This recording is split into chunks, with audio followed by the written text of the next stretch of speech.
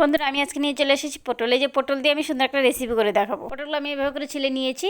পটলগুলো আমি এখন জল থেকে ভালো করে ধুয়ে তুলে নেব। পটলটা আমি জল থেকে তুলে নিয়েছি। এখন পটলটা আমি এভাবে করে ঝিরি করে কেটে নেব। আজকে আমি করব পটলের ঘন্ট। এভাবে করে আমি সম্পূর্ণ পটলটা কেটে নেব। এই দেখুন বন্ধুরা, এভাবে করে আমি পটলগুলো কেটে নিলাম। এই যে পটলের যে শক্ত দানাগুলো আছে, দানাগুলো আমি ফেলে দেবো। আমি এখন কড়াই বসে দিয়েছি। কড়াই আমি দিয়ে দিলাম সামান্য মৌরিটা আমি ভেজে নেব। এই যে আমি কড়াই দিয়ে দিলাম তেল, ফোড়নে দেবো কালো জিরা, শুকনো লঙ্কা আর তেজপাতা। আদা থেতো করেছি, আদাটা দিয়ে দেবো। কেটে রাখা পটলটা আমি এখানে দিয়ে দিলাম। দিয়ে দেবো হলুদ গুঁড়ো, আমি সামান্য কাশ্মীর লঙ্কা গুঁড়ো দিয়ে দেবো পরিমাণ মতো লবণটা। যে আমি ভেজে নিয়েছিলাম সামান্য জিরা আর মৌরিটা এখন ভালো করে গুঁড়ো করে নেবো। জিরা কাঁচা লঙ্কাগুলো আমি এখন দিয়ে দেবো।